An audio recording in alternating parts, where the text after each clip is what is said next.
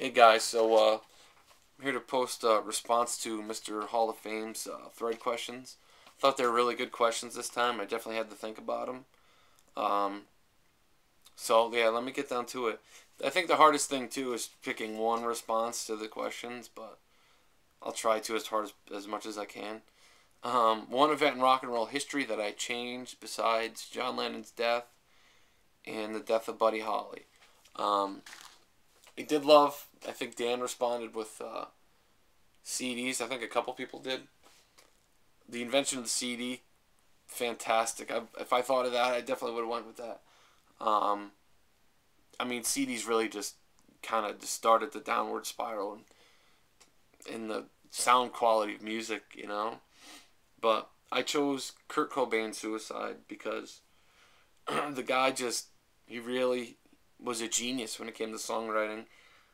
Usually very simple stuff that was just so beautiful. Sometimes it's the most simplistic things that are just the greatest in a way. I mean, the Beatles, like that. He really was my generation's John Lennon. I mean, the guy really he really was the spokesman for a generation. He was, and he blew the whole thing wide open.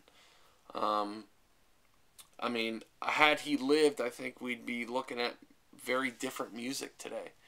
Um, I think where music would have probably depended on him in a way.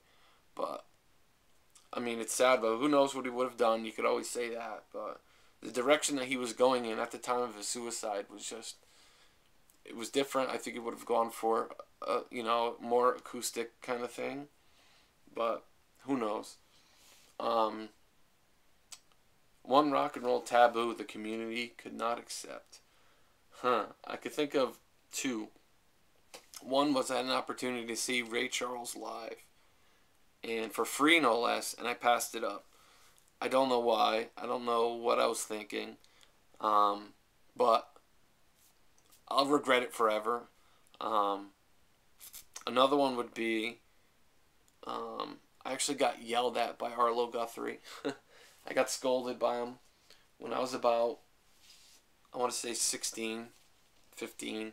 Me and a group of friends went to go see him at a small club where they had taken, where people would normally be standing, like the pit, I guess, I don't know, and just put up chairs.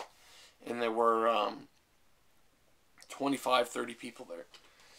Really small, very intimate, and of course, me and my friends, being 16, whatever, had a few drinks before and maybe a couple smokes, and we're just kind of obnoxious and started yelling out Alice's restaurant in this very small venue, and he was not happy. We're talking about probably the most mellow, laid-back guy there is. This is Woody Guthrie's son. Just a really cool guy, but yeah, he yelled at us. He said, listen, guys, he's like, it's hard enough to know what's going on up here without you guys. So, and it went on a little bit. We yelled it out a few times, and eventually I had to leave early. I had a curfew, so we all came in one car, so we all had to leave. And I'll never know if he actually did play Alice's Restaurant, but yeah, I got yelled at by Arlo Guthrie. I did actually get a chance to see him again. I went to Farm Aid 2008. I have a little show bill, whatever you want to call it. And he came out and played a song or two. This was an awesome show. Just some great acts here. Of course, you got Neil Young, Dave Matthews, John Mellencamp, Willie Nelson. At this one was Kenny Chesney, The Pretenders, Jerry Lee Lewis, Arlo Guthrie, Moe, Grace Potter and the Nocturnals, Jacob Dylan and the Gold Mountain Rebels, Steve Earle, Jamie Johnson, and a few others I'm not as familiar with, but what a show. It was awesome. Neil played with the electric band, and I think he played the longest set of the night, and it was a fantastic show. But yeah, I got to see Arlo again, so that was good. Two artists in the Hall of Fame that should be inducted. I definitely have to agree with Rush. These guys should really be in there, and it really bothers me if they're not because they're so great. Um, I mean, they were just hard. You know, they were just a great band. I mean, I don't know how to put it. They're just phenomenal. I guess they're kind of like a progressive kind of act, but and they have so many great songs too. I mean, they've been around for a while. This is their first album. Um, it's not an original. It's an early pressing on Mercury, but great album. I mean, their first 5 albums or something are fantastic. I think. Some people don't like Caress of Steel. I like it. 2112, awesome. But yeah, these guys should definitely be in the Hall of Fame. I'd probably put money on the fact that they will be next year, but who knows. And this band, I don't like them, but they should be in there just because of their significance on the history of rock and roll and everything. Um, I guess yeah, they're very influential. So many kids grew up loving this band, but I'm just not a Kiss fan, and I've tried, and I just cannot get into them. I have this. It's a pretty beat copy, but I'll probably never get rid of it. It was probably one of my first records. I think I said when for my birthday, my wife had given money to a friend of mine to go pick me out records because she had bought me a record player. And him being the big Kiss fan he is, picked this out. And he actually signed it like it was autographed by Gene Simmons and says, "Happy birthday, Tony. Listen to this one loud. Your pal, Gene Simmons." I thought that was funny, so. Yeah, I'm not a Kiss fan, but they should be in the Hall of Fame, definitely. The most moving moment in music for me. Of course, I have to go with a Neil Young show. I mean, I've seen Neil Young, like I said, 16 times. I'm really proud of that number. Hopefully it'll be 16 more. But you would think it might be the first show that I saw him, but it was definitely the second. I've mentioned the show a couple times, I think. And it was November 8th, 2006. I have all the set lists from the shows that I've seen. I'm just a Neil fanatic. But, like I said, this was just balls to the wall, crazy horse, and it was unbelievable. Like I mentioned two of the recordings from two of the songs from this show ended up on Year of the Horse, the double live album. But yeah, what a show. I mean, they just, the feedback, the volume, the just intensity, the passion, it was just ferocious. And like I said, it was like I walked away convinced like there's something wrong with this guy. He's just a nut. It was unbelievable. So I was just blown away that it was so moving, And then 3 years later, I got to see Neil solo acoustic at the same venue actually that I saw the Twisted Road tour, which was like solo electric.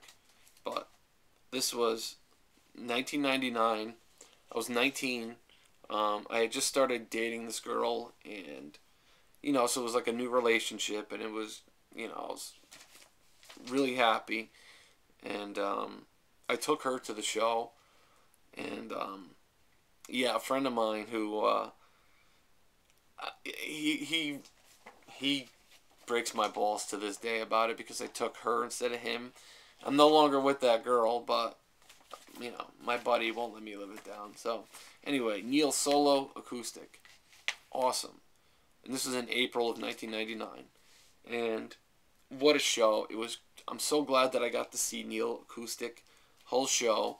It was just him with his acoustic guitars and piano and pump organ, but unbelievable. I actually have this show on bootleg, on cassette. I should digitize it just so I have it, but listen to this set list. If you're a Neil fan, I mean, Tell Me Why, Looking Forward, War of Man, Out of Control, Cortez the Killer, Pocahontas, Philadelphia. Philadelphia is actually from the movie Philadelphia. Bruce Springsteen wrote a song for it too, and they were both nominated for an Oscar, I think. And Bruce won it. And Neil's song, I think, was just so much better.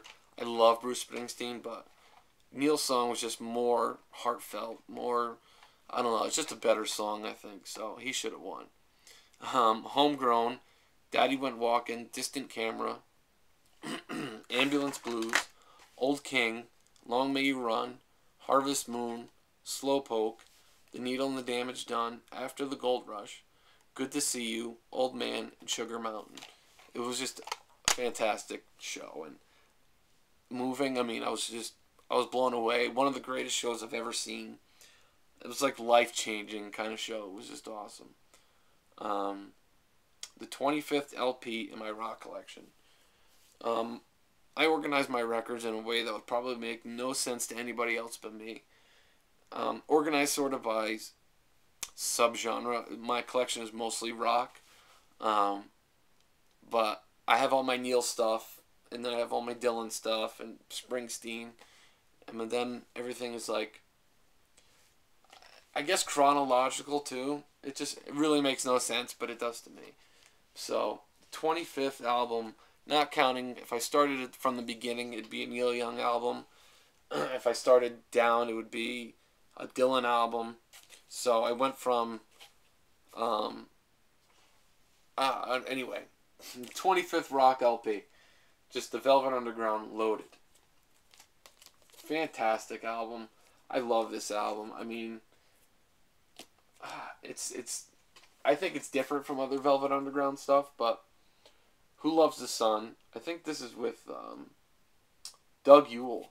I don't know the whole history of him in the band, but he wrote the song, I think, Oh Sweet Nothing. He sings it at least, so I imagine he wrote it. What a song. Great song. I love it. I mean, it's just so, it's moving. It's just a great song. Who Loves the Sun? Sweet Jane, Rock and Roll, Cool It Down, New Age, Held Head High, Lonesome Cowboy, I Found a Reason, Train Round the Bend, and Oh Sweet Nothing. I'm sure a lot of you are familiar with this record. Fantastic one. So there you go. It's my 25th one. I'm gonna do a video soon. I was waiting to see what came in the mail today. So I'm gonna show my recent stuff. I am waiting for one more LP so I could finish my Neil collection, but it's not a really important one, so I may do it without it and show it later when it comes. I ordered it 2 weeks ago. It said shipped 2 weeks ago, but then I never got it. I emailed the seller, and they said, oh, our bad, it said shipped. We just shipped it this morning, and it was 2 weeks ago, so they're not going to get a good feedback from me. But anyway, thanks, guys, for watching. Take care, and I'll see you soon.